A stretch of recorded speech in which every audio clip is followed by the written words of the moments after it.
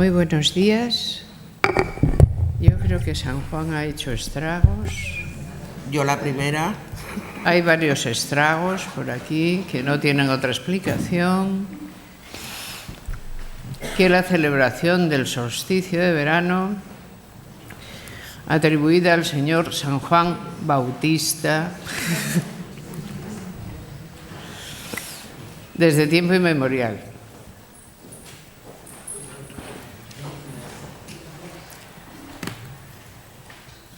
Como la fiesta de San Juan es inmemorial, quiero decir que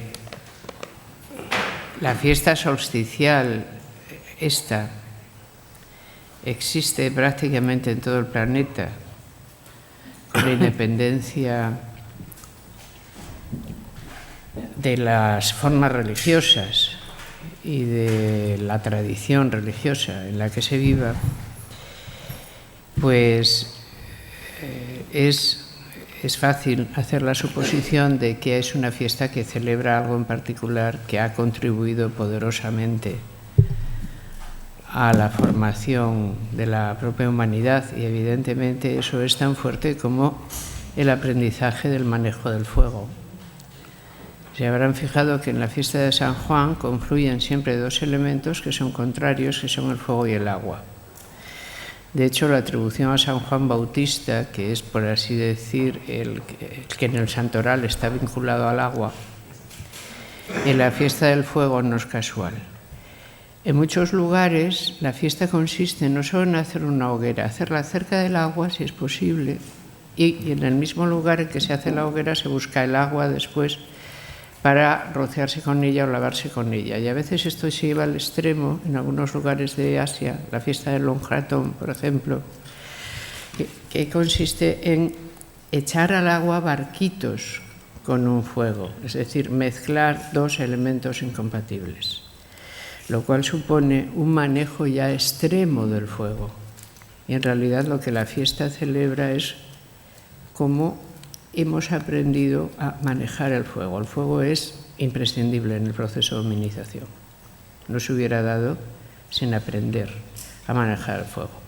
Y para llevar el ascua a nuestra sardina, ya que hablamos de fuegos, ascuas vienen bien, y sardina, bueno, no sé si vamos teniendo, recuerden que las mujeres han sido las manejadoras del fuego bajo tristes y terribles penas si lo dejaban apagar. Uno de los exámenes de mujer, había exámenes de mujer, en Atenas se hacía a los 7 años. Las niñas tenían que probar que sabían encender un hornillo. Se les daban los hornillos y todas juntas en un espacio público hacían fuego, sin traerlo de casa, naturalmente, poder hacer fuego allí, para con ello certificar que ya estaban preparadas a lo que la condición femenina iba a exigir de ellas, que es justamente todas las artes que convierten lo que no se puede comer en comestible. Entonces el manejo del hornillo era esencial. Pero recuerden que mucha más dignidad todavía asoció Roma al fuego en el templo de Vesta, cuyo fuego no se podía apagar nunca, porque era el fuego de la ciudad. Si alguna vez desapareciera el fuego, en gran peligro se ponía todo. La religión, Herder lo dijo, hay que tomársela muy en serio porque transmite los saberes más antiguos de la humanidad. Para que esos saberes fueran transmitidos, los ha convertido en otra cosa, los ha osificado, han perdido. Nos lo va a contar de otra manera o que tenga que contar, pero lo que está contando en todo caso es el fuego es sumamente importante, no se puede dejar apagar. De hecho, si una vestal dejaba que el fuego se apagara, era enterrada viva.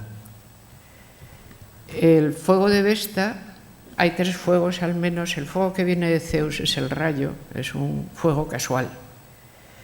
Y probablemente la humanidad es el primer fuego que conoce, de donde tiene su primera fuente de fuego es de la casualidad del rayo. Pero el fuego no se produce espontáneamente. El fuego de Vesta es un fuego mantenido. Tenemos hogueras en el sentido de ver que ha habido una hoguera en un sitio que no se ha dejado apagar, que tienen 300.000 años. Están ahí y son el testimonio mismo. Y claro, la fiesta de ayer es especialmente importante porque es el solsticio, el fuego, el agua, y está repartida planetariamente. Es una fiesta extraordinaria. Ya veo que con esta introducción de historia y antropología he logrado que se pueble un poco más el ambiente. Vamos mucho mejor que hace 5 minutos. Así que sí parece, vamos a comenzar con el asunto que aquí nos trae. Aunque yo creo que un poco de antropología cultural siempre viene bien, ¿eh? Siempre viene bien, se informa uno, te entiende bien, siempre viene bien. Vamos a ello.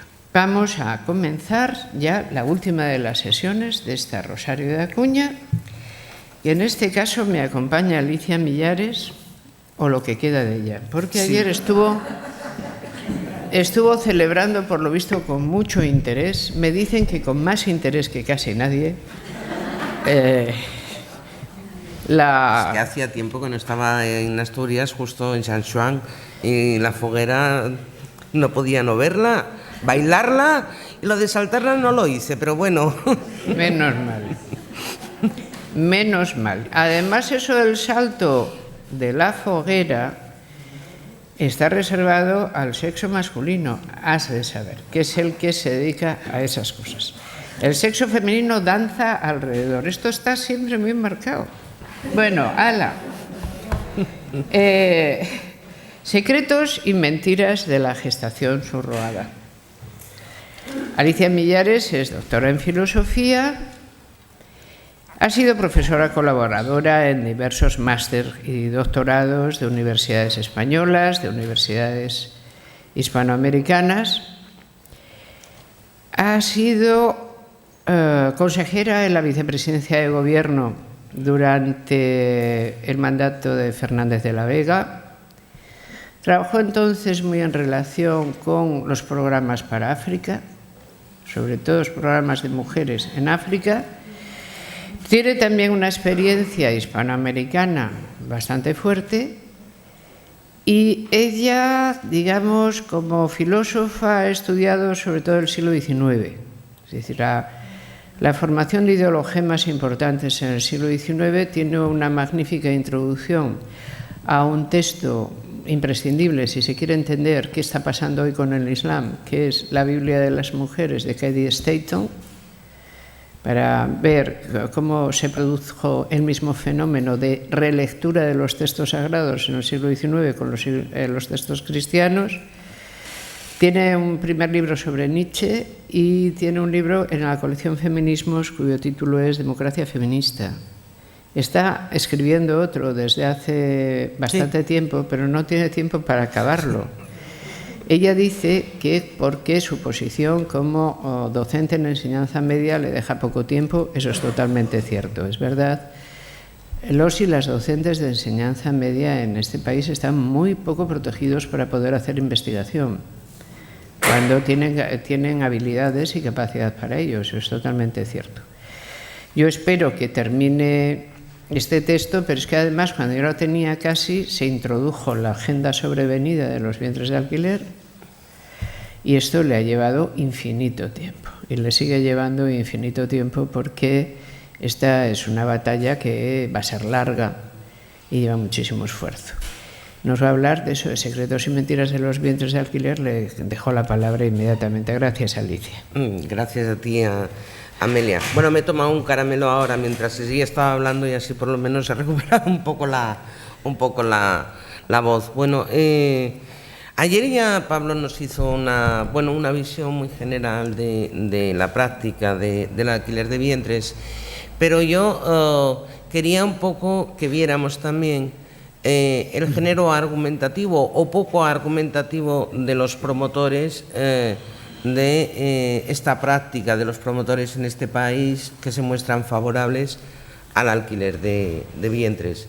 Y un poco intentar, porque este es un debate que es cierto, hemos logrado en estos 2 años que saliera del espacio televisivo y de los programas basura, y hemos logrado en cierta medida que, digamos, se elevara el debate y se pusiera en el terreno de lo público político, y que al menos nuestro interés como plataforma en su día es, digamos, trasladar nuestra argumentación para que los partidos políticos en cierta medida no sucumban a, digamos, una posición favorable que está muy poco argumentada y que está sostenida nada más que por comparaciones que no son de recibo y por argumentos emocionales. Entonces sí que quería intentar trasladar cuál es el género al que nos enfrentamos y trasladar también los argumentos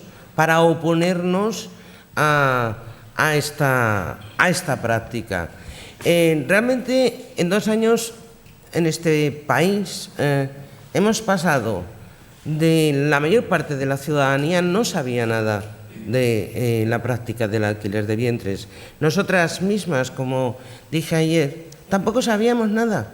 Es decir, Ángeles está ahí al fondo y ella recordará muy bien cómo hace 4 años nos fuimos, ella y yo, a un congresillo en Alcalá de Henares, donde fundamentalmente estaba lo habían hecho el colectivo LGTBI, y había una persona en la mesa, el Vilacoro, el vicepresidente de Son Nuestros Hijos, hablando de una cosa que, según íbamos oyéndola, Ángeles y yo decíamos, esto no está bien, o sea, pero no sabíamos.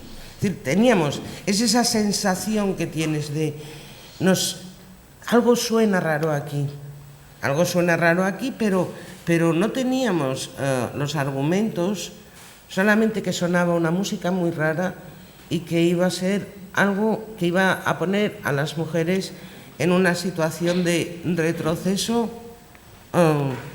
Lo veíamos, pero había que argumentar. Es decir, tú puedes tener una sensación, puedes decir, esto no me suena bien, esto me parece que está mal, esta práctica, pero hay que argumentar. Y además sabíamos también otra cosa, que había que argumentar y armarse mucho, pertrecharse de muchísimos argumentos, porque la posición favorable iba a hacer todo lo que fuera para que en este país se regulara la práctica.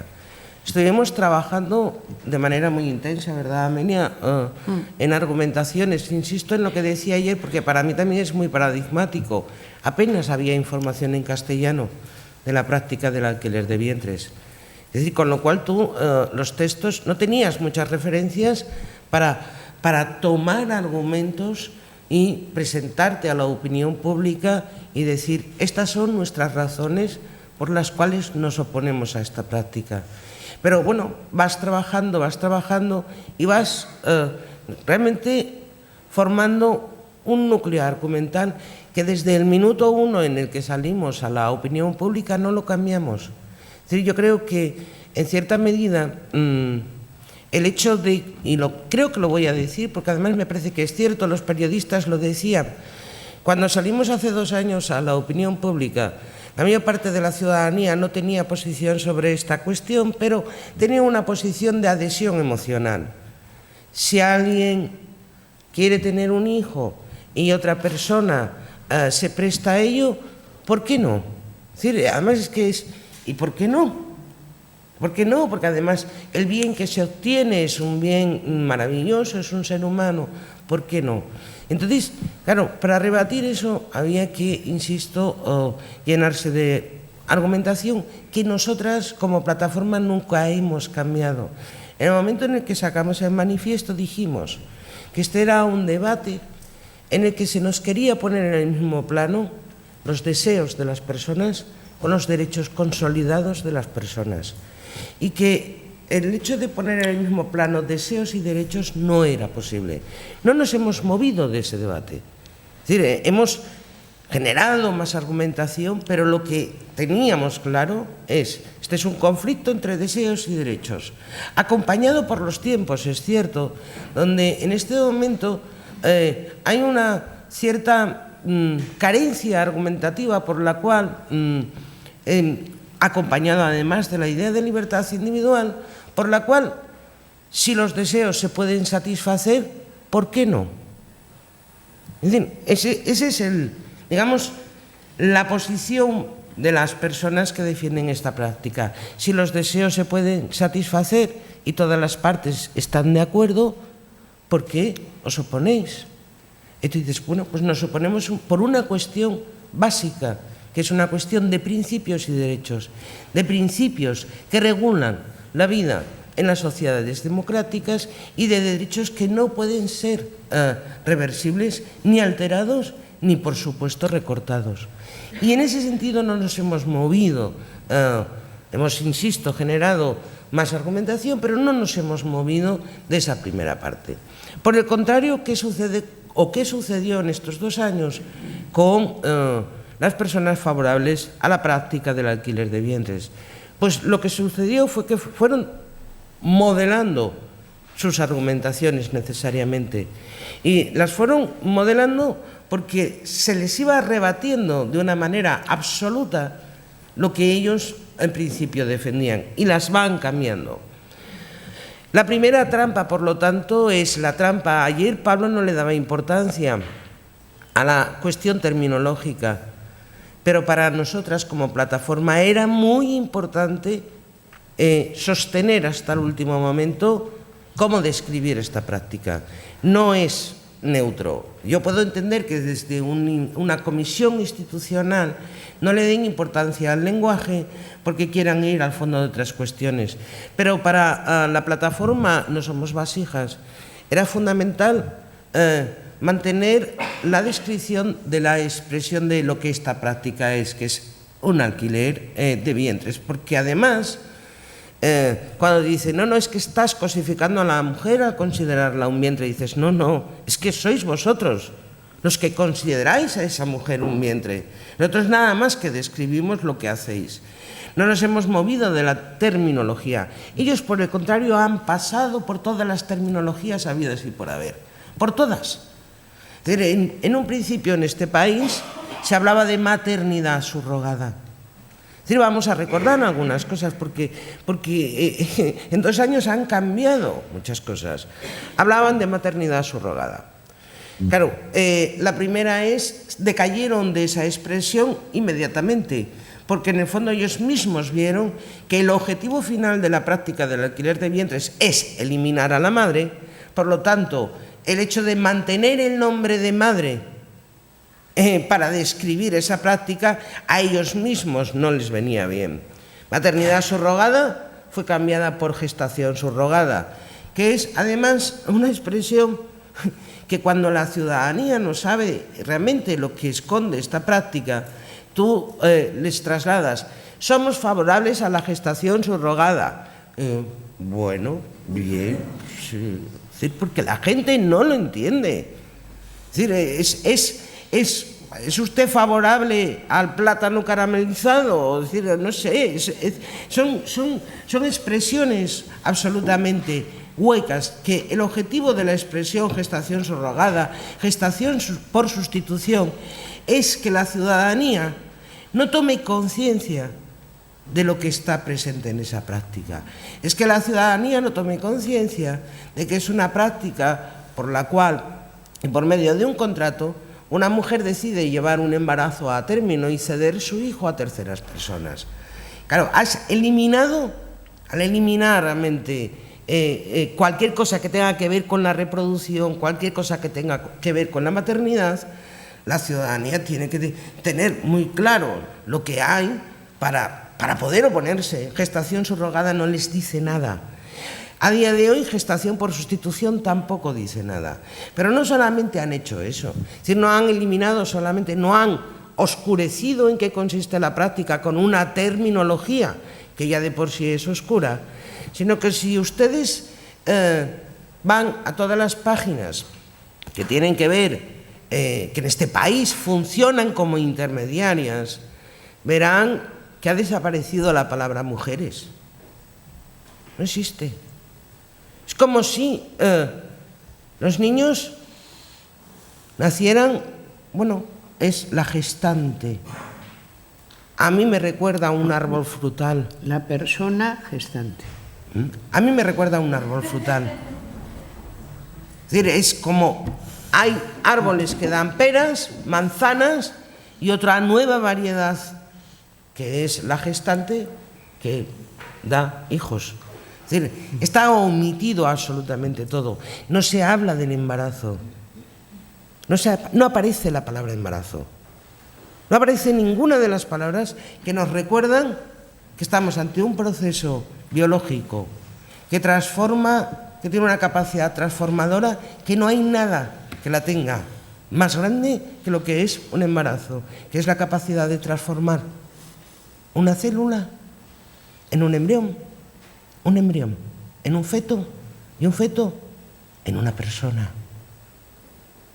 Ninguna tecnología, nada tiene esa capacidad de transformación, nada que podamos pensar ni imaginar. Y sin embargo eso es lo que quieren que no veamos, es eliminarlo totalmente. Entonces, la terminología es importante, porque la manera en que lo describamos, estaremos dando importancia o a las personas o estaremos dando importancia única y exclusivamente a la cosificación de algo que es trascendente y vital a los seres humanos y sin embargo lo estamos cosificando y lo estamos convirtiendo en una tecnología. La segunda trampa lingüística tiene que ver con algo que ayer también aparecía, el empeño que tienen constante en que esto sea denominado una técnica de reproducción asistida. De nuevo volvemos a lo mismo. Es decir, hacer que las personas no tomen conciencia de que estamos hablando de un embarazo y de un parto, sino de algo técnico, una técnica de reproducción asistida.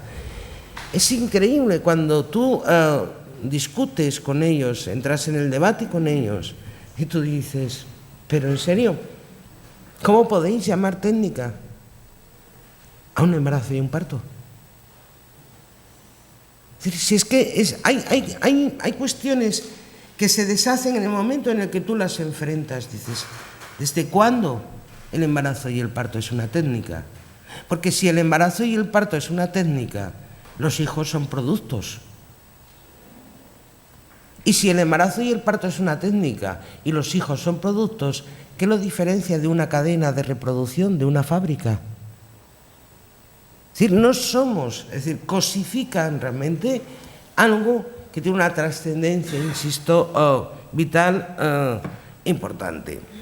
Esa sería una primera trampa y por eso nosotras como plataforma nos mantenemos en la descripción de la práctica de alquiler de vientres o vientres de alquiler. Últimamente jugamos más con la de alquiler de vientres que con vientres de alquiler, pero en el fondo no nos vamos a apear de esa manera de describir la cuestión.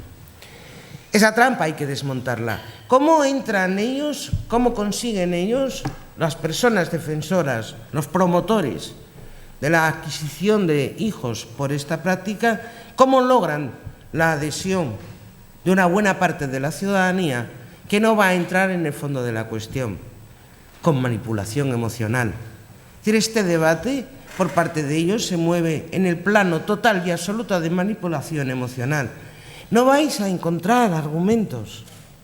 Es decir, lo increíble de este asunto es que realmente no son capaces de articular un argumento per se, sino que todo el género que ellos llaman argumentativo va a descansar sobre dos cosas: las emociones, el intento de generar empatía hacia sus posiciones, y la otra siempre es estableciendo comparaciones que son anómalas. Comparaciones que tú dices, pero no me puedes comparar el cielo con la tierra y decir que es lo mismo. Siempre es un género de comparativa absurdo, que lo voy a explicar. La manipulación emocional, ¿cómo se logra? De una manera muy fácil. Lo habéis visto todo el mundo que está en esta sala. Si habéis visto alguno de los pocos programas que se han emitido sobre esta cuestión o sobre las columnas periodísticas, reportajes que se han hecho en los periódicos sobre esta cuestión o incluso en las radios. ¿Cómo se consigue que las personas empaticen con una práctica que vulnera derechos y principios? De la manera más simple. ¿Qué tenemos siempre? Siempre es la misma historia. Una persona, normalmente mujer, porque además en eso está, es la doble manipulación, una mujer que te cuenta su drama vital por el cual no puede tener hijos, bien porque se le haya extirpado el útero, bien porque tenga una enfermedad que ponga en riesgo vital si lleva a cabo un embarazo. Te van a presentar a esa mujer con pareja, normalmente te van a presentar una pareja heterosexual y luego hablaré de las parejas homosexuales, aunque Ramón está ahí precisamente para esta segunda parte de la mañana, donde te van contando toda su historia vital, el terrible proceso por el cual querían tener hijos y no pueden, todo lo que han hecho de fecundación, los procesos de adopción, en fin. Empatía, que empatices con su dolor, que empatices con su dolor y luego siempre acaba de la misma manera y es la felicidad, la cara de la felicidad cuando por fin tienen a su hijo en brazos y dicen: mi vida ha cambiado, ya por fin he vuelto a nacer, soy feliz.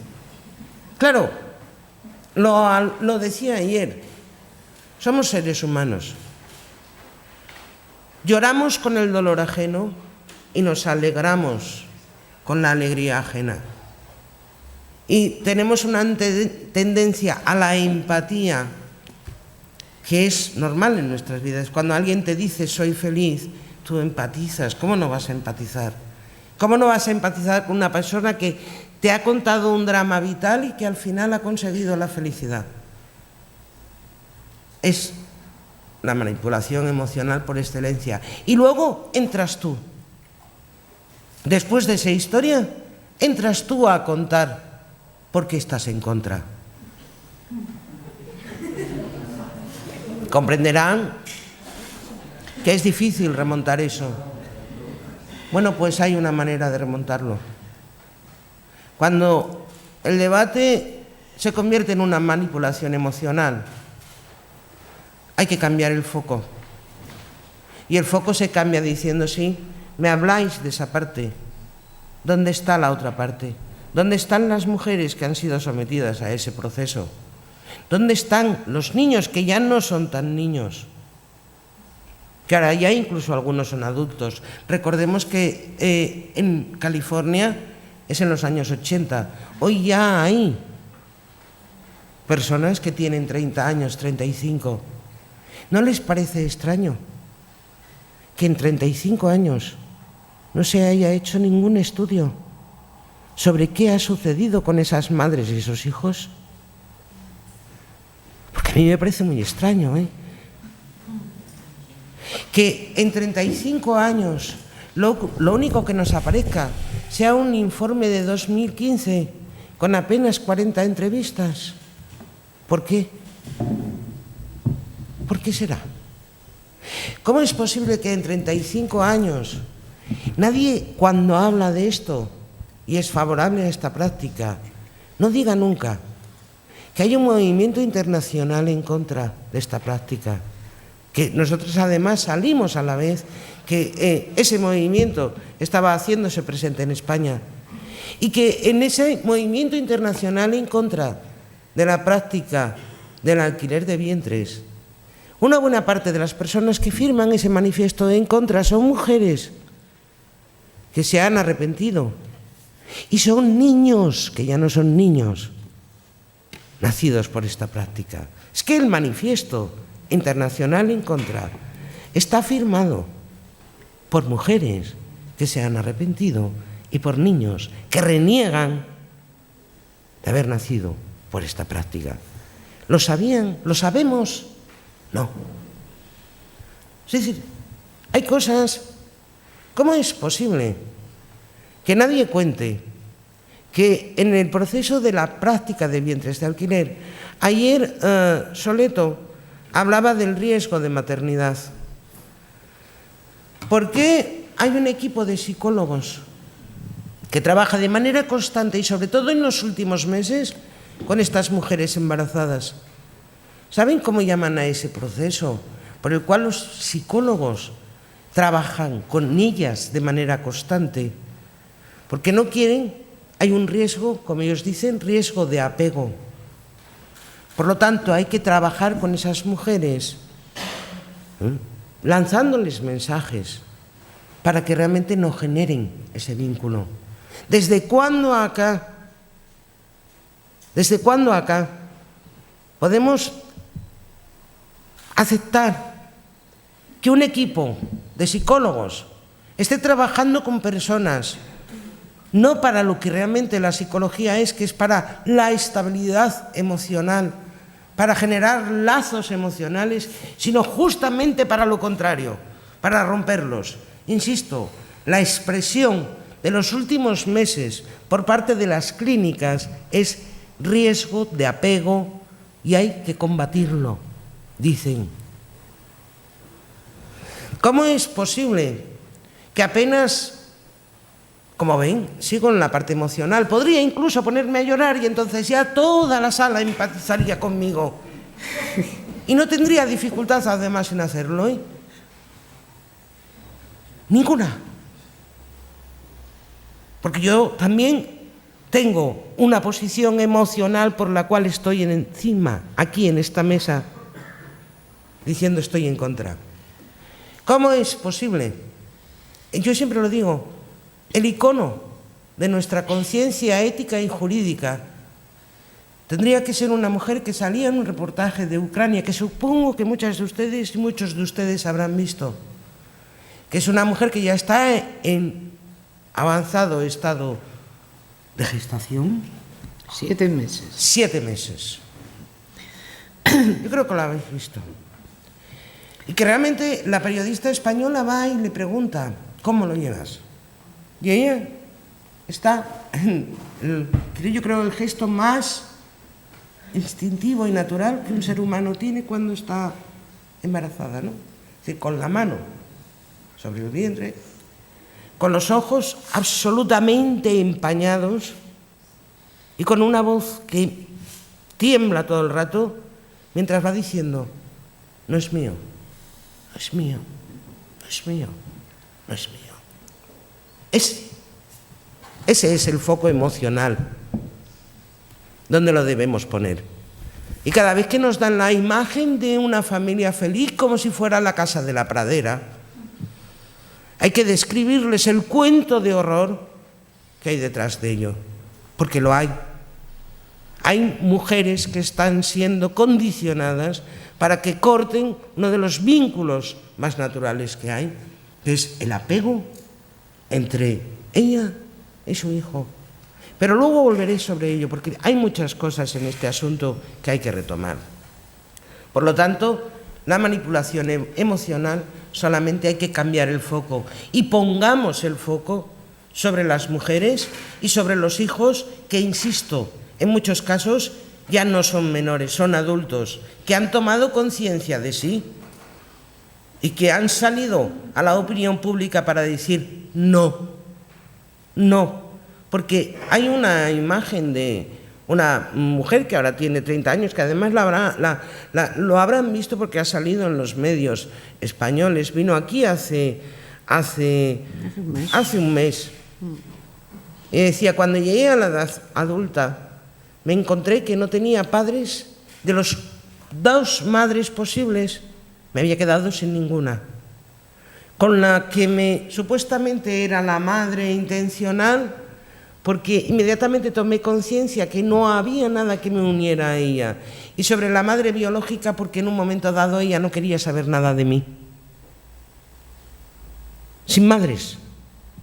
Y lo dice y lo cuenta, y a ti se te ponen los pelos como escarpia. Es decir, cuando alguien te dice eso. Bien, pues si hay que combatir emocionalmente, lo combatimos poniendo el foco en el otro lado. Y hay historias, muchas, El asunto es que es muy difícil llegar a ellas, porque lógicamente no están en las redes. En las redes están la familia feliz y apenas hay testimonios de las personas que han pasado por ese proceso y han dicho un no radical. Con lo cual la red también, eso de que la información está al uso, no, la red también sesga. Y también elimina información. ¿Pero qué dices? Si nos tienen interrumpida la página desde ayer.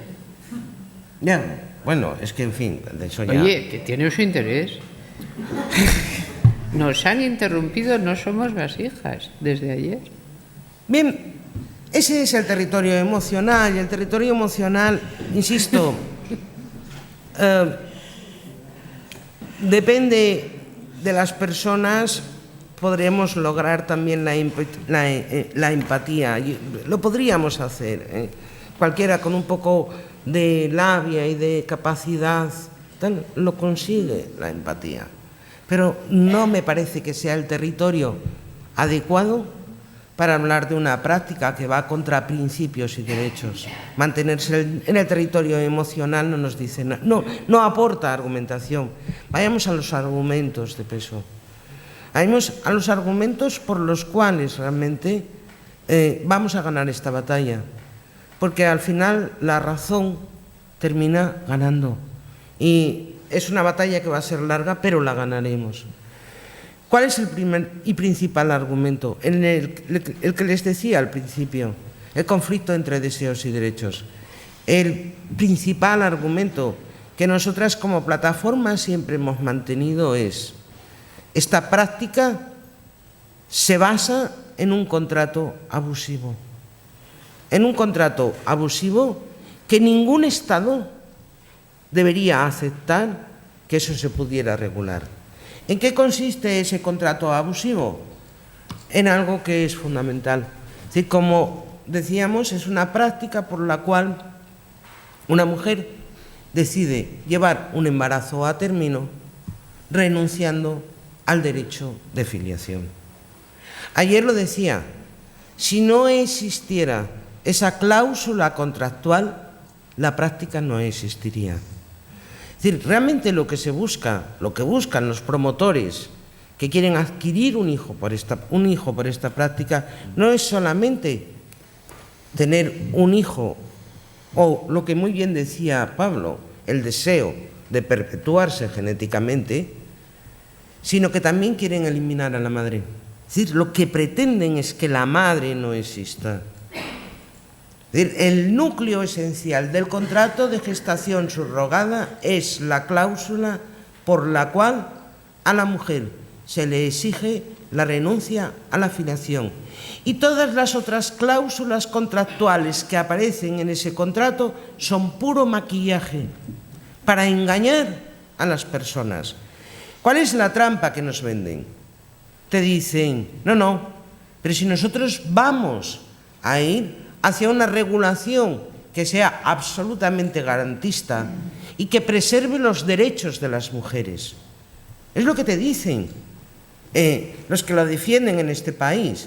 Y dicen, no, nosotros no queremos que esto sea como la India o como Ucrania. Por eso queremos que se regule. Es el argumento que utilizan.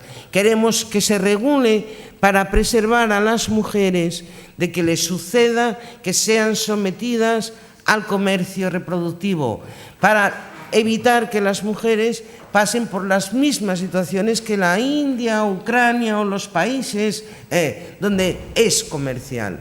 Es lo que te dicen. Y tú dices, ¿qué derechos vais a preservar?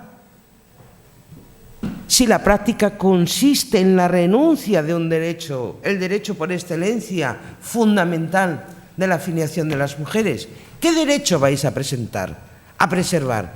Es pura palabrería. No, que tenga un embarazo vigilado y asegurado. Eso no lo preserva el contrato, eso lo preserva que vivimos en un sistema de salud público, que toda mujer embarazada, es decir, no hay contrato para eso. No sé si me estoy explicando. La práctica depende única y exclusivamente de que se firme la renuncia a la filiación. Y sin eso no habría práctica. Por lo tanto, esa es lo primero que hay que desmontar. Es decir, no hay ninguna regulación que sea garantista, no la hay en absoluto. No la hay, porque le piden la renuncia a un derecho fundamental, que es el derecho de filiación. Y por lo tanto, como mujeres, como colectivos feministas, no podemos aceptar una modalidad contractual en la cual a una de las partes se le pida la renuncia a un derecho. Como esto se entiende mejor en ámbitos feministas, yo siempre pongo el ejemplo para que lo entienda todo el mundo. Es como si le pidiéramos al Estado que aceptara y regulara de manera favorable un contrato en el cual a una de las partes, varones en este caso, para que lo entiendan, se les pidiera, aparte de lo que firmaran, se les pidiera y exigieran que renunciaran al voto de manera irrevocable. Y entonces, oye, lo entienden muy bien. Dicen, no, ¿cómo podemos aceptar un contrato en el que a mí me pidan que... ¿Defienden en ese caso el ámbito de la libertad individual? No, ¿por qué? Porque se sabe que entonces los derechos colectivos están en peligro.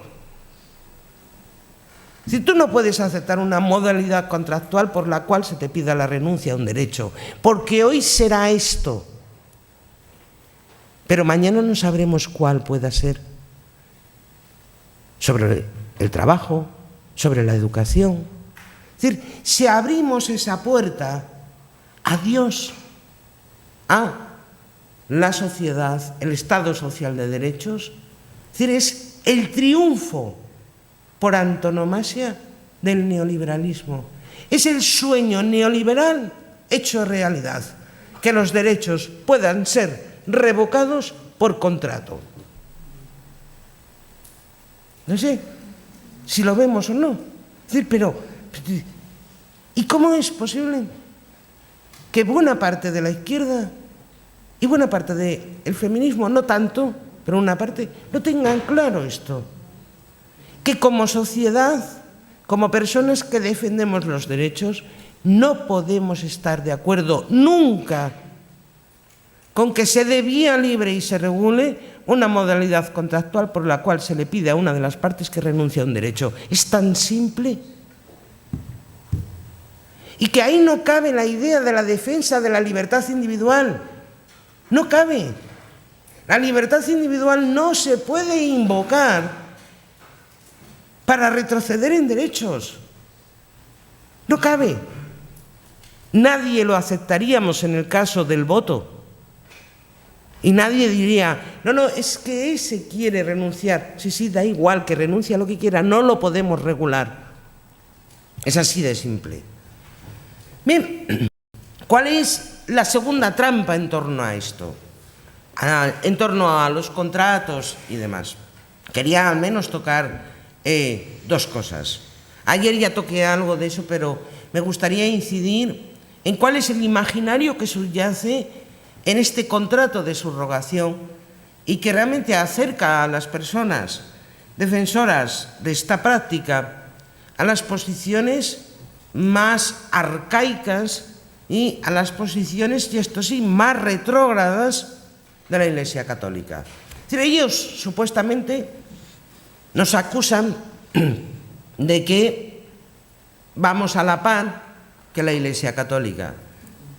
Las posiciones más, digamos, retrógradas de la Iglesia Católica, y que, fíjate qué casualidad, lo habréis visto en estos 2 años, ¿no? Es decir, feministas y el Vaticano coinciden. Es decir, ese titular lo han hecho muchas veces. Y sin embargo,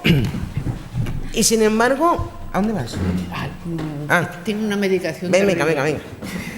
Y sin embargo, que ya te veía yo...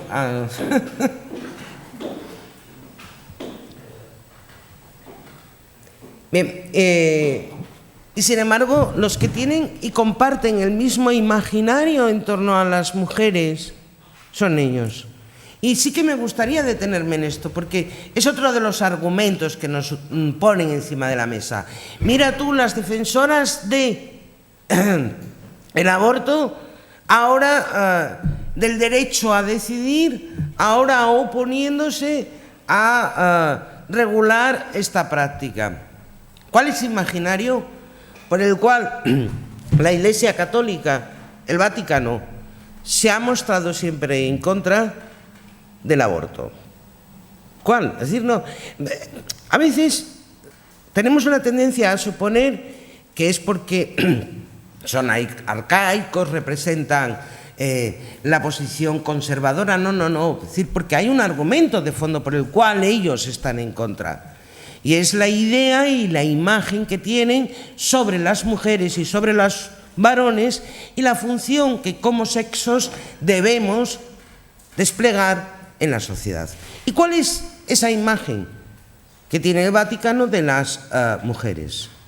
Y sobre todo en lo que tiene que ver con el embarazo. El Vaticano parte de una idea muy simple, y es que el feto es independiente de la mujer.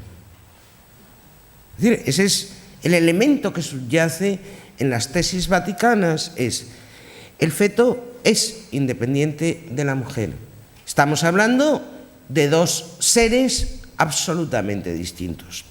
Y como estamos hablando de dos seres absolutamente distintos, es por lo cual las mujeres no pueden decidir sobre la vida de otra persona. Esa es la tesis vaticana. Realmente el imaginario sobre el que construyen la feminidad y la maternidad es ese, independencia absoluta, y por lo cual una mujer no puede decidir sobre otra persona. ¿Cómo se puede estar a favor de la práctica del alquiler de vientres? Porque defienden exactamente lo mismo. Solamente alguien que cree que el feto es independiente de la mujer cree que por la misma razón se puede desprender de ello sin que suceda nada. Es la misma imagen, es la misma concepción de la feminidad y la misma concepción de la maternidad. Es decir, no entran nunca a valorar lo que está comprometido en el cuerpo de esa mujer, sobre todo lo que es el embarazo, porque en el fondo han desligado, han disociado a la mujer del feto, exactamente igual. La misma concepción de la maternidad que tiene el Vaticano. Pero, peor aún, creíamos que con el Vaticano ya habíamos acabado y que por fin habíamos triunfado y que no íbamos a tener ya más a ningún alzacuellos imponiéndonos esa imagen de la feminidad o de la maternidad. Y hete aquí que llegan personas con pretensión de innovación que todavía mantienen posiciones más atrabiliarias de lo que es la vida, de lo que lo hacía el Vaticano. ¿Cuándo comienza la vida según la posición del Vaticano? En el momento de la concepción. Peor aún para los que defienden esta práctica. ¿Cuándo comienza la vida? En el momento en el que firmo el contrato, meses antes incluso de que se produzca la fecundación. Es ahí cuando comienza la vida, porque el contrato de subrogación se firma antes de hacer cualquier transferencia embrionaria. La vida depende de un contrato. Ahí va Dios. Así es que ¿hay alguna diferencia entre el hágase en mí según tu voluntad, Mariano, Mariana, y el hágase en mí según tu contrato? Pero yo no veo ninguna. Es la misma. Es el mismo imaginario, la misma pretensión de que alguien decide sobre ti cómo debes hacer las cosas. No la hay. Por lo tanto, la única manera de decir, cuando te dicen eso de representáis a la Iglesia Católica, dices, no, sois vosotros, pero encima peor, porque vais sin alzacuellos y con pretensiones de innovación y modernidad. Una manera demagógica de combatirlo, porque también hay que dar argumentos demagógicos cuando en el debate que os vais a encontrar con él, porque esto va a durar, digan aquello de os parecéis al Vaticano, se rebate muy fácilmente. Normalmente la gente que es de izquierdas y feminista suele además tener una serie de principios y valores compartidos. Uno de ellos es, por regla general, oponerse a la pena de muerte, ¿verdad? ¿Verdad que es así como decir, bueno, normalmente te opones a la pena de muerte porque va en el cromosoma de la izquierda y del feminismo? Cuando alguien te diga eso, que además se presente como progresista de izquierdas y más feminista que nadie, es decir, estáis haciéndole el juego al Vaticano, le preguntas tranquilamente, ¿estás en contra de la pena de muerte? Y te dirá, sí, por supuesto. Pues que sepas que compartes la tesis con el Vaticano, que también está en contra de la pena de muerte. Es decir, la demagogia se combate con demagogia. No merece la pena argumentar. Es decir, la demagogia se combate con demagogia.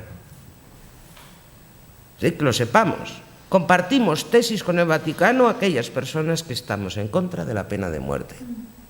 ¿Nos quita la razón? No. Para nada. Bien, en el contrato, es que habría otra parte que quiero mirar también de ese contrato, que es abusivo, de ese imaginario que los acerca a las posiciones vaticanas. El otro día, ayer, salía una expresión que también nos recuerda terriblemente a la Iglesia Católica. En los contratos de gestación por sustitución aparecen siempre dos expresiones. Puede ser o bien voluntad procreacional, que vamos, que no tiene tufo ni nada, que no tiene tufo ni nada, es aquello del mandato divino, creced y multiplicaos. Voluntad procreacional o padres de intención. Ayer ya dije que es una de las cuestiones que más hay que combatir, porque es de nuevo otro eufemismo. Cuando te dicen, no, es que la idea de intencionalidad ha de estar por encima del proceso de embarazo que esa mujer lleva a término, etcétera, etcétera. Y me gustaría que nos deteniéramos un poco en esta expresión, padres de intención, porque hay que explicar por qué surge, cuándo surge y cómo surge.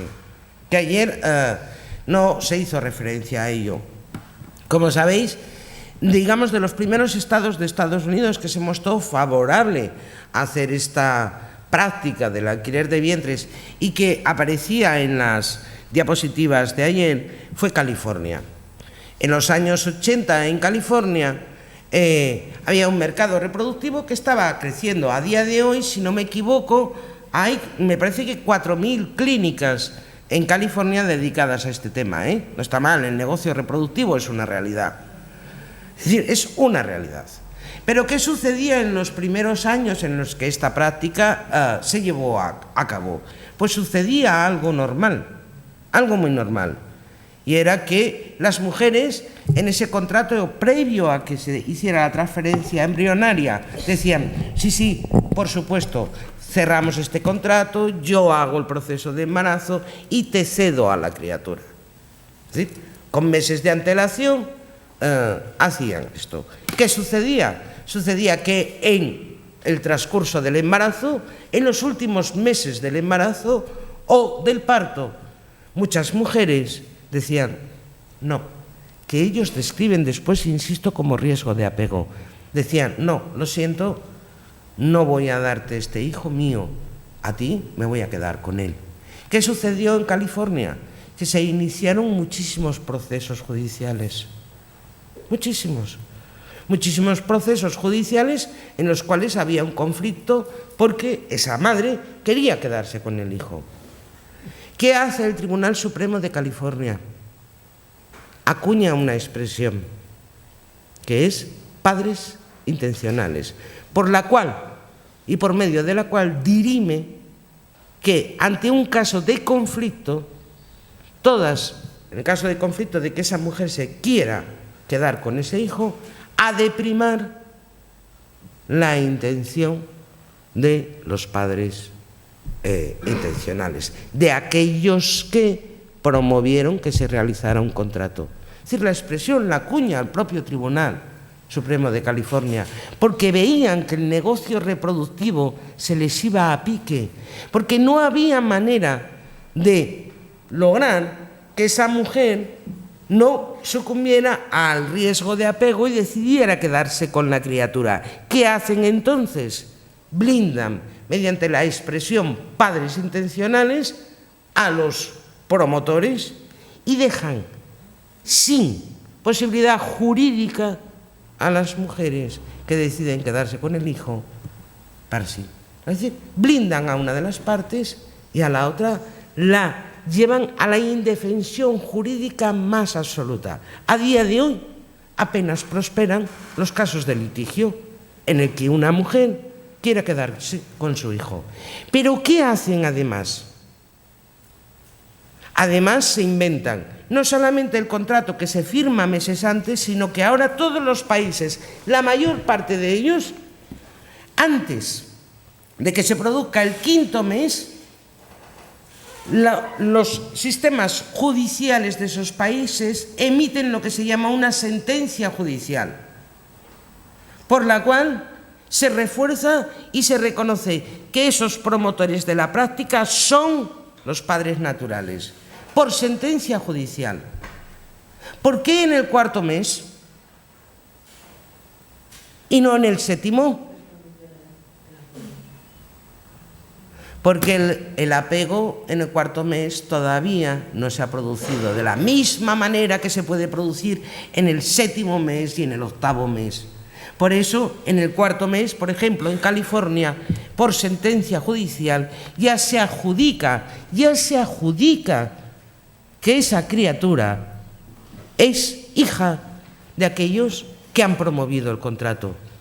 Y así está sucediendo en todos los sitios, menos en el Reino Unido, que es cierto, es el único país, porque ayer parecía que eran más, no, es el único país que permite decidir a la madre en los días posteriores al parto si quiere o no quiere quedarse con la criatura. Por cierto, están cambiando la ley, la están modificando, porque los promotores de querer adquirir un hijo por esta práctica no quieren que al final la madre pueda decidir una vez ha sucedido el parto si se queda o no se queda con él. Y están haciendo presión para que Reino Unido modifique sus leyes a una posición realmente como la que tienen los otros países. El altruismo, que es lo que invocan los defensores de esta práctica, dice, no, queremos una regulación altruista, una regulación hiperaltruista. Si damos por válido la cifra de los supuestos nacidos por esta práctica que ingresan en este país, que yo no me la creo, se dice que unos 800 niños entran al año en este país por esta práctica. Y no me la creo porque los datos los dan las asociaciones que son favorables a esta práctica, porque no hay datos oficiales. Me imagino que Ángeles lo explicará después, porque no hay datos oficiales. ¿No les llama también la atención? ¿No les llama la atención que no podamos saber a día de hoy? Hay dos sistemas de filiación, uno el natural, que sobre ese no hay ningún problema, y otro es la filiación por adopción. Aquí en esta sala hay personas que se lo saben muy bien. En la filiación por adopción, en el registro civil, aparece una llamada de atención, un asterisco, por el cual solamente lógicamente no es de visión pública, Pero para los familiares y ese menor, ese asterisco indica que ese niño ha sido adoptado y figuran los datos de la adopción. En el registro civil de las criaturas que nacen por esta práctica no hay ninguna llamada de atención. Por lo tanto, a día de hoy no podemos saber cuántos niños están entrando por esta práctica. Yo digo y mantengo que la cifra de 800 o 1000 es un invento de ellos para generar una necesidad. Y lo puedo decir, igual que ellos pueden decir 1000, yo puedo decir, no, mira, sois 200. Que me lo rebatan, porque no hay registro y a día de hoy no hay manera de saberlo, porque muchos dicen, no, en el consulado, perdona, en el consulado no. En el consulado, Amenia, y ahí está el problema, en el consulado te van ya con la sentencia judicial, dependiendo del país, donde ellos figuran como los padres naturales. Anda y corre detrás de ellos.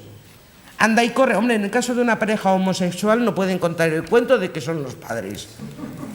Sería un milagro. Muy grande. Muy grande. Pero en el caso de una pareja heterosexual, bien que pueden contar que son sus padres naturales. Perfectamente. Sin ningún problema. Y por lo tanto, lo pueden contar en el consulado y también se lo pueden contar al niño según va creciendo, con lo cual le están escondiendo el origen, sus orígenes. Pero voy a lo del altruismo. Y con esto acabo, porque digo, ya que tengo que acabar, ¿no? Vayamos a lo del altruismo. Dicen, no, queremos una regulación absolutamente garantista, altruista, donde no haya trato comercial, aunque sí compensación económica. Con lo cual no voy a repetir lo que ayer se decía. Es imposible controlar que no haya un pago en B. Es imposible de todo punto controlar eso.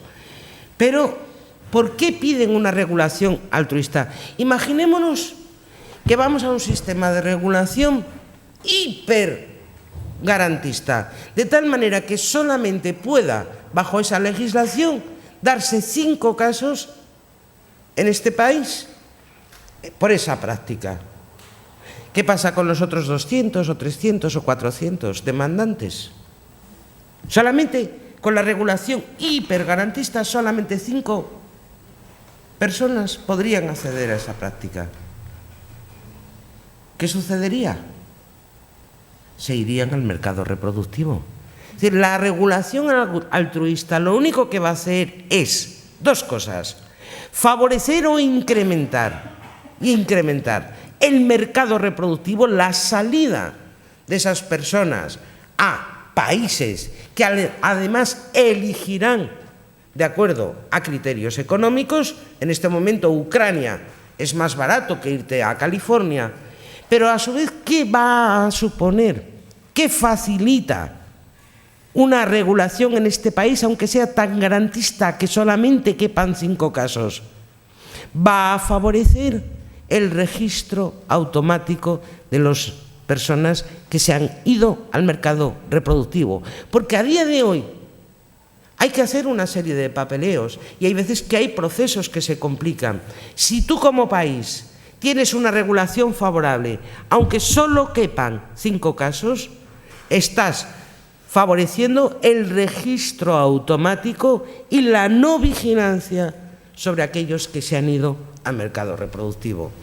Y no hay posibilidad, Amenia, de decir, no la hay posibilidad de decir, solamente se registrarán aquellos niños que hayan nacido en este país con una regulación tan hipergarantista que solamente quepan 5 casos, porque no puedes parar el derecho internacional y compararlo. Es decir, ahí hay un problema. Por lo tanto, es una mentira. Este es un debate en el que no caben posiciones intermedias. Y es decir, a mí me parece que eso es lo que debería quedarnos claro. No caben soluciones intermedias. Es un debate de sí o no. Y no hay ninguna posibilidad de una solución intermedia, porque una solución intermedia lo único que hace es incrementar el mercado reproductivo y facilitar el mercado reproductivo. No la hay. No es posible que la haya.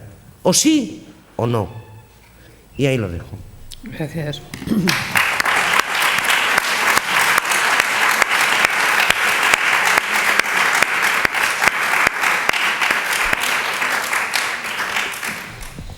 Perfecto, disponemos pues de 20 minutos para la deliberación, coloquio, etcétera, sobre lo expuesto por Alicia Millares.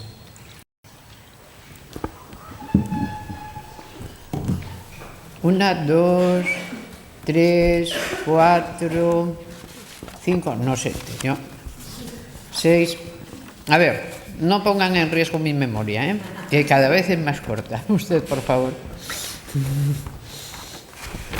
Hola, buenos días.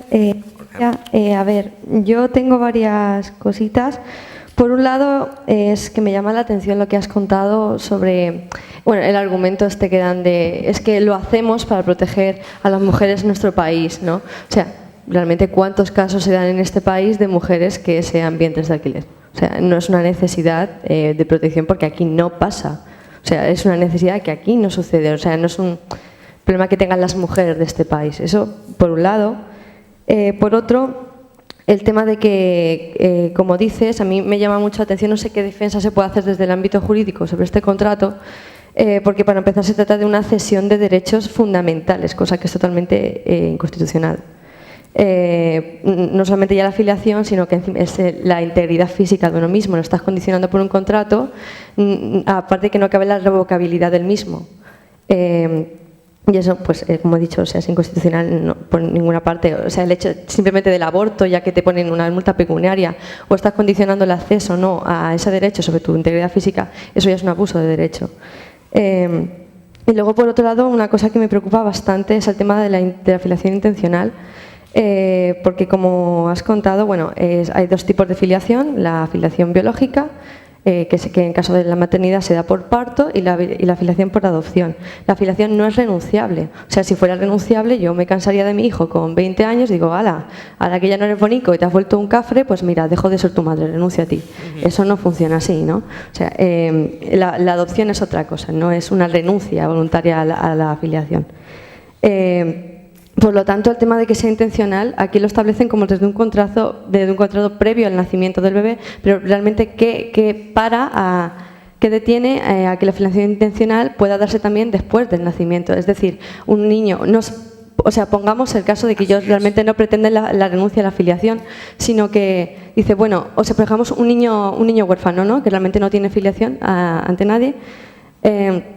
Entonces, para mí que intencionalmente decir, vale, yo decido ser tu padre, o sea, es que eso da un pie, o sea, es una desprotección absoluta hacia los menores y me parece terrible. Y bueno, simplemente a eso. Ya. Muchas gracias. Muchas gracias. Sí.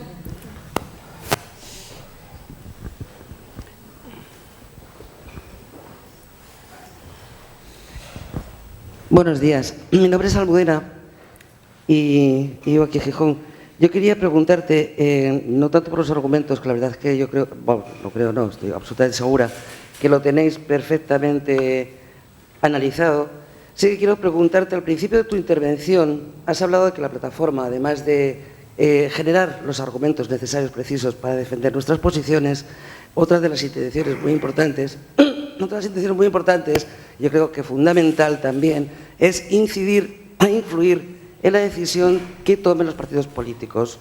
Claro. Yo recuerdo que en el mes de diciembre del año pasado, la tertulia feminista Comadres, asociación a la que pertenezco, organizamos una conferencia en la que invitamos a María Ángeles Fernández y también vino Beatriz Álvarez, perdón, Ángeles, discúlpame, y también vino Beatriz Jimeno, ¿verdad?, de Podemos. Bien.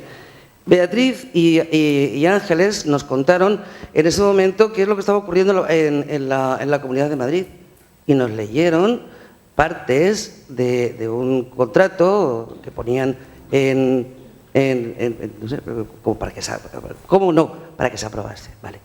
Yo quería que nos ampliases un poco en qué situación está en este momento la conversación con los partidos políticos.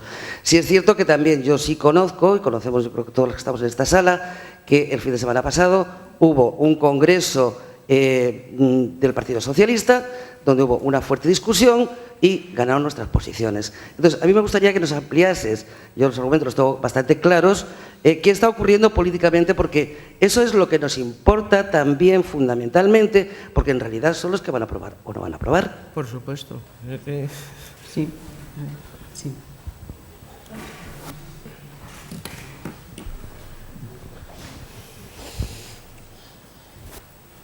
Hola, a mí es que me preocupa mucho, bueno, se fue comentando ya estos días lo de la vulnerabilidad relacionada también al altruismo y un poco por lo que apunta la compañera. Hay partidos políticos que venden que tratan de hacernos entender que va a ser solo por altruismo, que lo quieren hacer solo por altruismo y aparte de todo lo que ya has comentado, de que cómo controlas realmente ese altruismo y de cómo controlas que no se hagan B o que no se vaya fuera.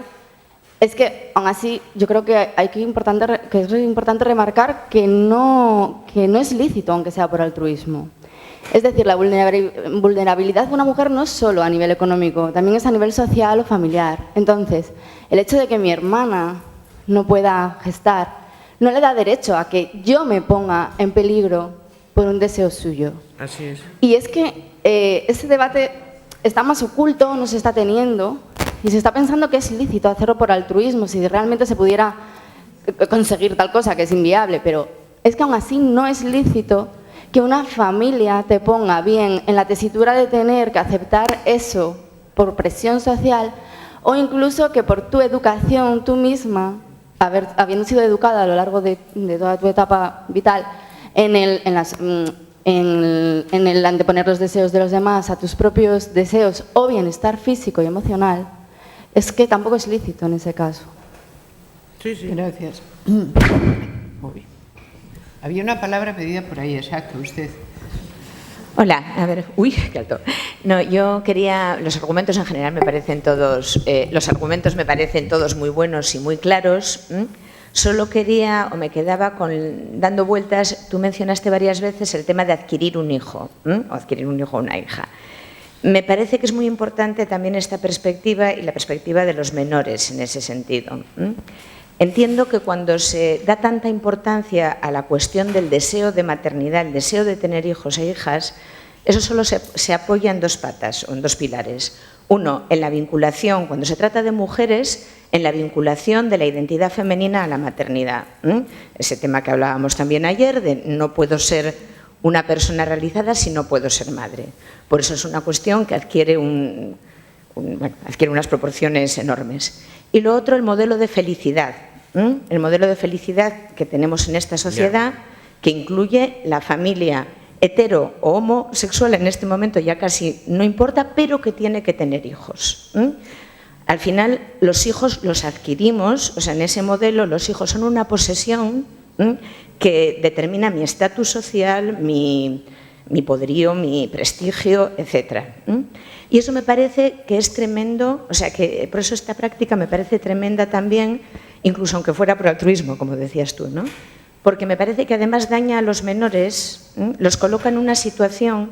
Yo me pregunto cuáles son las expectativas que se colocan sobre esos hijos, cuáles son también, por otra parte, el tema de toda la influencia prenatal de las emociones de la madre, ese corte del apego tiene que ser realmente brutal, o sea, tiene que tener consecuencias. Y además eso, los padres de intención, en el fondo, están adquiriendo una posesión. Con lo cual, ¿cuál va a ser la educación emocional y la educación vital que se dé a ese hijo o a esa hija que en realidad se ha concebido como posesión? Gracias. Eli. Eli. Bueno, enhorabuena Alicia, porque has estado brillante. Los argumentos nos ayudan a todas en las conversaciones cotidianas que todas tenemos. A mí es que me parece que le dedicamos, y yo estoy un poco perpleja, porque estoy encantada, estoy aprendiendo mucho de todas vosotras, pero dices, es tan importante esto, que lo habéis comentado todas, ¿no? Estamos dedicando mucho tiempo a un tema que es de cajón. Esto es una cuestión de derechos humanos, estamos vendiendo personas, estamos admitiendo el tráfico, ¿no? Y de entre todo lo que dijiste hay un tema que no sale. Cuando dices la afiliación del padre de intención que en California a los 5 o 6 meses firma ya el contrato de que el hijo es suyo, y si el hijo nace mal, si hay un trastorno en el momento del parto, ¿con quién se queda ese niño? ¿Es suyo? ¿Está en contrato ya que es su padre? pero yo tengo entendido que pueden rechazar si hay un problema en el parto.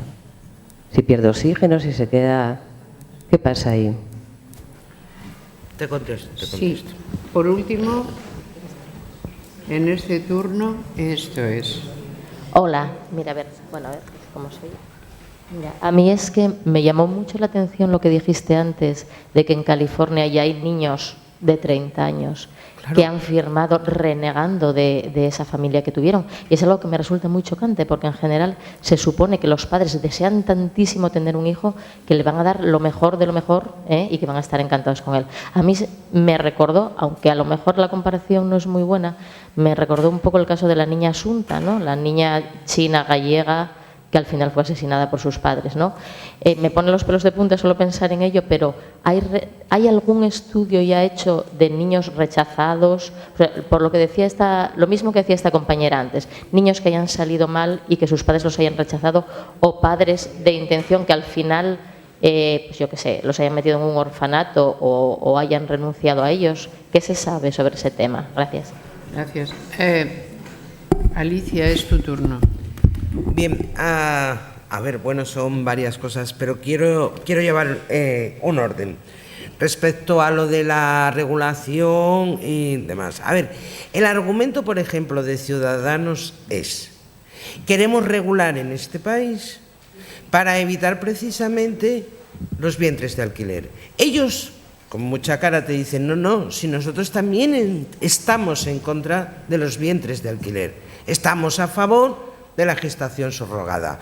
Por eso queremos una regulación que evite la comercialización y las situaciones dramáticas que se producen en la India, en Ucrania, en los países, en Tabasco, en el estado de Tabasco, y queremos una regulación que, por el contrario, evite cualquier parecido con los vientres de alquiler y, sin embargo, garantice que ese proceso, al llevarse en este país, es un proceso con todas y las plenas garantías para los derechos de las mujeres. Ese es su discurso, ese es el que van a manejarte, y ese es el que tú tienes que desmontar diciendo, no, mira.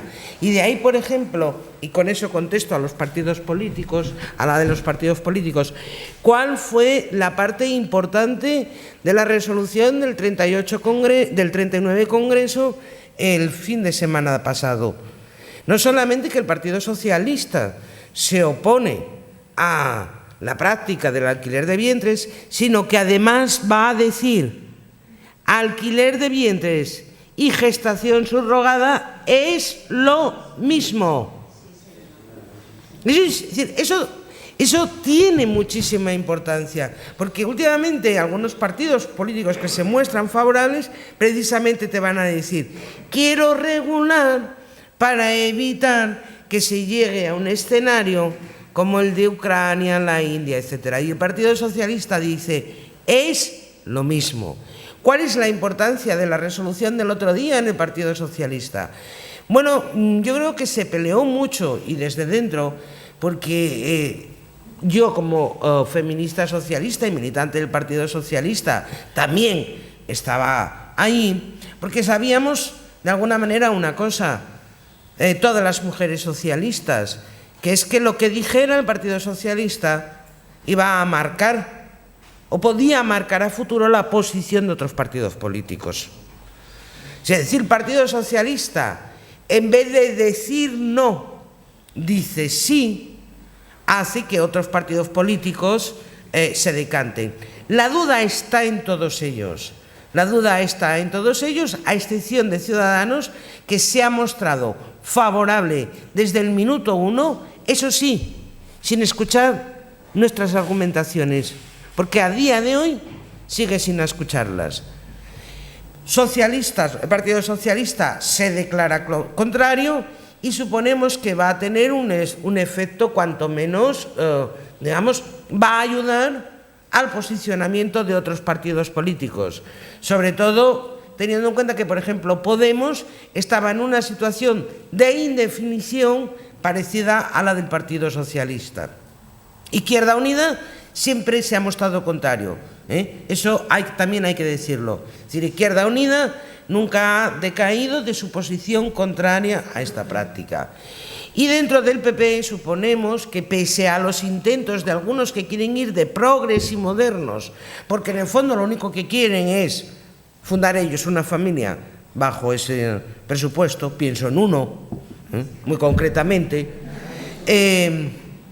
bueno, me imagino que ganarán las tesis, en este caso, mayoritarias de oposición. Pero el debate está ahí, y además el debate está ahí. Y luego, cuando Ángeles suba a la mesa, me imagino que también hablará de ello. El debate está ahí y va a estar muy rápido en el Congreso de los Diputados. Pero eso ya se lo dejo a Ángeles. Es decir, va a estar muy rápido porque Ciudadanos inició esta legislatura diciendo que lo iba a llevar al Congreso de los Diputados. O sea que lo que vimos en la Comunidad de Madrid fue solamente un pequeño avance de lo que Ciudadanos quiere plantear en el Congreso de los Diputados, que es la posibilidad de regular esto. Cuidado, Es decir, aquí hay que estar muy vigilantes. No sabemos, el PNV no está claro su posición. O sea que hay mucho trabajo todavía por hacer. Hemos ganado una pequeñita batalla, pero pequeñita. Bueno, hay mucho trabajo por hacer. Respecto a la afiliación intencional, si yo, que tengo unas grandes ganas de tener una criatura, negocio y muestro mi intención absoluta de tener esa criatura y velar por ella, y lo negocio con una mujer o con una familia que tiene un exceso de hijos en este momento y me dicen sí, por favor, porque además sabemos que lo vas a cuidar de una manera, es intención y la suya también, eso es un delito. Se llama venta. Lo que nunca entenderé es por qué no se llama venta aquello que además se hace con premeditación y antelación. Porque ahora sí es verdad que estaban hablando de la cuestión genética para reforzarlo, pero esta práctica se llevó en los últimos 30 años a término sin que fuera una condición la aportación de material genético. ¿Cómo es posible que denunciemos como delito venta y tráfico el hecho de que yo acuerde con una familia que tiene muchos hijos, que está en una situación de penuria, que yo lo deseo profundamente, y ellos también entregármelo, venta y tráfico, y al otro le llamamos vientres de alquiler? ¿Qué va a suceder si se regula? Es que no podía hablar de todos los lazos que tiene esta práctica. Si se regula la práctica de vientres de alquiler, dejas en la absoluta indefinición el delito de venta y tráfico de bebés, que nunca hacemos mucho énfasis en ello, pero que habría que hacerlo. Porque si te vale la expresión de la intencionalidad para defender que ese contrato es pertinente, ha de valerte también para que a posteriori dos personas, dos adultos, acuerden con la misma intención y buenos deseos. Es decir, no hay posibilidad de perseguir, dejar realmente en el limbo el delito de venta y tráfico de niños. Y yo creo que ese es uno de los aspectos por los que últimamente deberíamos empezar a trabajar. Es decir, ¿cuáles son las paradojas que produce? Pero además, si tú das validez jurídica a la expresión padres intencionales, ¿cuál es el riesgo a futuro para las mujeres? Que, por ejemplo, si tú estás en pareja heterosexual o no, o homosexual, tu parte de la pareja te diga: oye, te has quedado embarazada, nada de abortar, yo tengo la intención. Es decir, cuando un concepto jurídico, y de eso de nuevo no tomamos conciencia, cuando a un concepto jurídico se le da validez jurídica, no se queda en el marco en el que ha nacido, se extrapola para otras situaciones. Si tú das validez jurídica a la expresión padres intencionales, no es extraño que a futuro a una mujer se le diga: oye, sigue adelante con el embarazo, pues yo tengo la intención de ser padre. Cuidado. Es decir, estamos en una situación realmente no solamente que porque ese contrato en el momento en el que lo firmas pierdes un derecho, que es el derecho fundamental a la filiación, sino porque a futuro puede revertir sobre tu capacidad para decidir sobre tu embarazo, porque alguien, la otra parte de la pareja, diga, no, yo tengo la intención. Por eso me parece que hay que hacer mucho énfasis en ello. Y ya ayer lo dije. ¿Por qué tengo que suponer que padres intencionales, por qué tengo que suponerle a esos adultos que afirman tener la intención de tener un hijo, el deseo de tener un hijo, por qué les he de suponer las buenas intenciones? No tengo por qué. Pero fíjense, yo ya haciendo la broma ya, si diéramos validez jurídica a la filiación intencional, habría que quitar la filiación a muchas parejas de este país que se llevaron una sorpresa cuando supieron que iban a tener un hijo. ¡Claro! Dices, oiga, ¿qué? Oiga, mire, no. La sorpresa que se lleva me dice que usted no tenía ninguna vocación. Es increíble. Bien. No puedes más. No, espérate. Sí puedes más. Espérate, porque hay cosas que... Bebe agua. Ya, hombre, ya.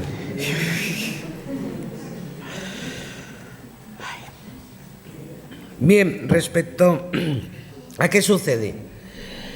¿Cuál es el problema que tenemos respecto a los niños y sus consecuencias? Yo no quiero utilizar nunca esa parte como...